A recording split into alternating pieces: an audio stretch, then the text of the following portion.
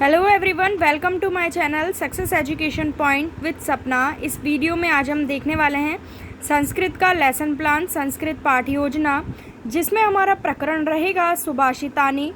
कक्षा हमारी रहेगी 8th। आपकी डायरी में जहां भी दिनांक, विद्यालय, प्रकरण, विषय लिखा हुआ है वहां आप ये एंट्रीज फिल कर लीजिएगा। अब मैं आपको बताती हूँ लेसन प्लान बनाते कैसे हैं। तो चलिए, यही रहेगी आज हमारी वीडियो। सुभाषितानी जो है प्रकरण रहेगा। शुरू करते हैं वीडियो को। कोई भी आपको प्रॉब्लम हो तो कमेंट करके मुझसे पूछ सकते हैं।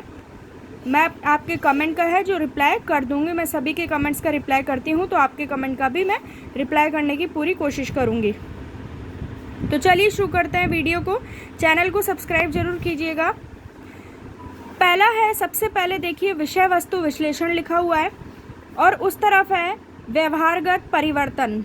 अपेक्षित व्यवहारगत परिवर्तन होता है, वहाँ इस कॉलम में आता है। और ये है विधि प्रविधि का कॉलम। आगे भी विधि प्रविधि लिखी हुई रहती है, वहाँ भी हम लिख सकते हैं। देखिए, ये 6 कौशल होते हैं, जिसमें से फर्स्ट है ज्ञानात्मकम, दूसरा है अबोधात्मकम, तीसरा है ज्ञानो उपयोग। तो ज्ञानात्मक के सामने आपको बिल्कुल ऐसे ही लिखना है, छात्राः नवीन शब्दैः परिचितं भूत्वा विषय वस्तुनः प्रत्यास्मरणं प्रत्याभिज्ञानं च करिष्यन्ति।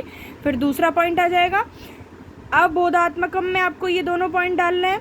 फिर उसके बाद ज्ञानोपयोग में ये दोनों पॉइंट डल जाएंगे। अब आगे देखिए, इसके बाद आएगा कौशलात्मकम। फिर इसके सामने अपेक्षित व्यवहारगत परिवर्तन, ये आपको लिख देना है।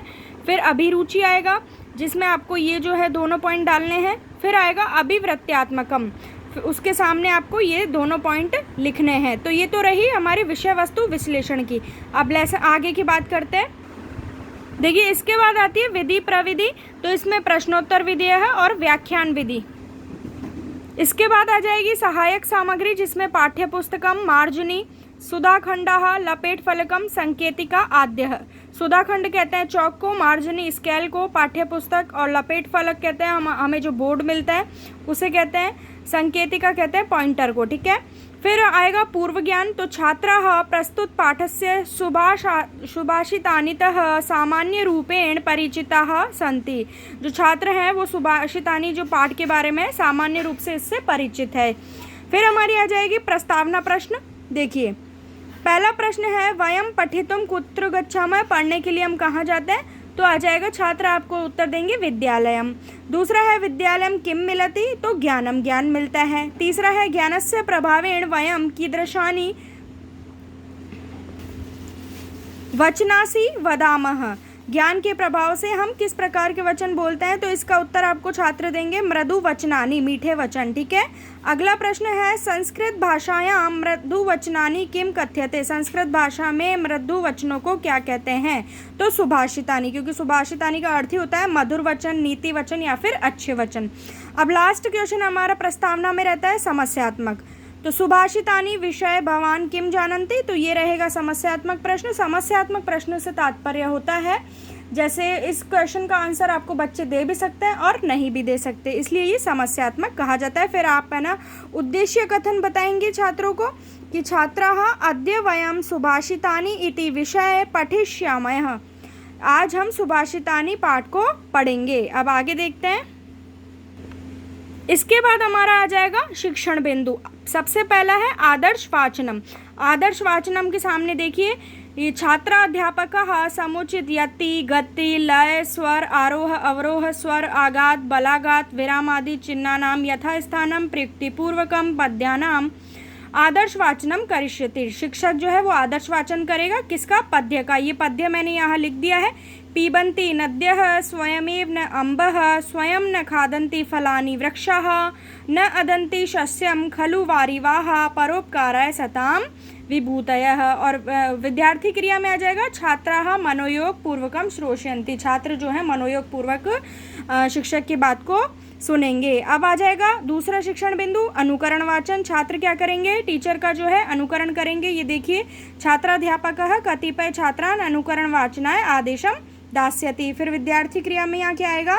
कतिपय छात्राः अनुकरणम वाचनम करिष्यन्ति अन्यश्च श्रोष्यन्ति, कि कुछ छात्र अनुकरण करेंगे और कुछ जो है सुनेंगे। ठीक है। देखिए, अब आ जाएगी हमारी सहायक सामग्री और शिक्षण कौशल, इसमें आपको व्याख्यान विधि, पाठ्य पुस्तक विधि लिखनी है। आप चाहें तो कोई फोटो भी लगा सकते हैं सुभाषितानी पाठ से संबंधित। अब देखिए यहाँ हमारा आ जाएगा शामपट सार, जिसमें मैं इसमें पद्य लिखा हुआ है। ये पिबंती नद्य है, वही वाला जो अभी मैंने आपको पहले पढ़ के सुनाया। तो ये आप पद्य ब्लैक बोर्ड पे इस तरीके से लिख सकते हैं। अब देखिए अगला शिक्षण बिंदु आ जाएगा अशुद्धि संशोधनम। इसमें देखिए अध्यापक क्रिया में ये रहेगा और विद्यार्थी क्रिया में आपको ये लिखना है। उसके बाद हमारे आ जाते हैं बोध प्रश्न। बोध प्रश्न 4 होने चाहिए।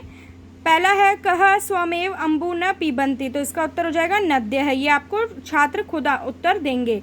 दूसरा है काह फलानि न खादन्ति, तो वृक्षाः। तीसरा है फल सहित वृक्षः कथम भवति, तो नम्रः। चौथा है सन्मित्र लक्षणमिदं के प्रवदन्ति सन्तः। अब आ जाएगा मौन वाचनम। देखिए मौन वाचन में आपको ये लिखना है और विद्यार्थी क्रिया में आपको ये लिखना है। उसके बाद फिर प्रश्नोत्तर विधि, व्याख्यान विधि। अब जो है वापस से आपको मुख्य बिंदु यहाँ ऐसे डाल के और शामपट सार लिख देना है। नद्य है स्वमेव अम्बः न पिबन्ति, वृक्षाः स्वयं फलम न खादन्ति। अब आ जाएगा हमारा काठिन्य निवारणम। देखिए अध्यापक क्रिया और विद्यार्थी क्रिया देख लीजिए। स्वसर वाचनम और मूल भावन, मूल भाव क्या है इस चैप्टर का वो आ जाएगा। इसके बाद सहायक सामग्री में स्वसर वाचनम और काठिन्य निवारणम, और इस तरीके से आप शामपट लगाएंगे। काठिन्य निवारणम करके शब्दार्थ आपको लिखना है। नद्य का नदी, खलु का अर्थ है वास्तव में, मित्रम का दोस्त और प्रवदंती का कहते हैं। इस तरीके से आपको अपनी डायरी में जो है 3 शामपट मतलब ब्लैक बोर्ड लगाने पड़ेंगे, 3। अब देखिए अब आ जाते हैं हमारे पुनरावृत्ति प्रश्न, जिसमें पहला है नद्य किम न कुर्वन्ति, तो स्वयमेव अम्बु न पिबन्ति। दूसरा है वृक्षाः किम न कुर्वन्ति, तो फलानि न खादन्ति। तीसरा है सताम विभूतयः किमर्थं भवति, परोपकाराय। सन्तः किम उक्तवन्तः, सन्मित्रस्य लक्षणम। अब आ जाएंगे मूल्यांकन प्रश्न। वृक्षाः न खादन्ति, फलानी भोजनानी पुष्पाणी अन्यः। तो इसके आंसर मूल्यांकन प्रश्नों के उत्तर कभी भी आपको खुद नहीं लिखने होते, बच्चों से ही लेने होते हैं। दूसरा है डैश सताम विभूतयः। तीसरा है तरवः नम्रा भवन्ति। और चौथा है नद्यः स्वयमेव किम न कुर्वन्ति। और पांचवा है सन्मित्रस्य लक्षणम किम। अब आपको क्या करना है, लास्ट में गृह कार्य का लिखा हुआ होता है, तो आपको गृह कार्य देना होता है विद्यार्थियों को। पुस्तका अतिरिक्त कोऽपि श्लोक द्वम लिखित्वा आनयतु। तो पुनरावृत्ति प्रश्न हो गए, पहले बोध प्रश्न होंगे, पुनरावृत्ति प्रश्न, मूल्यांकन प्रश्न। 3 तरीके के जो प्रश्न होते हैं वो किसी भी लेसन में होने जरूर चाहिए। उसके बाद गृह कार्य 3 जो है ब्लैक बोर्ड आपको अपनी डायरी में लगाने हैं। और आप अगर सहायक सामग्री में कोई चाहते हैं अच्छी सी फोटो लगाने या खुद आप बना सकते हैं तो बहुत अच्छी बात है, वो भी आप बना के लगा सकते हैं, अच्छा रहेगा। तो ये थी हमारी आज की वीडियो को लाइक ज़रूर करें, चैनल को सब्सक्राइब करें। मिलती हूँ नेक्स्ट वीडियो में। Thank you for watching my video.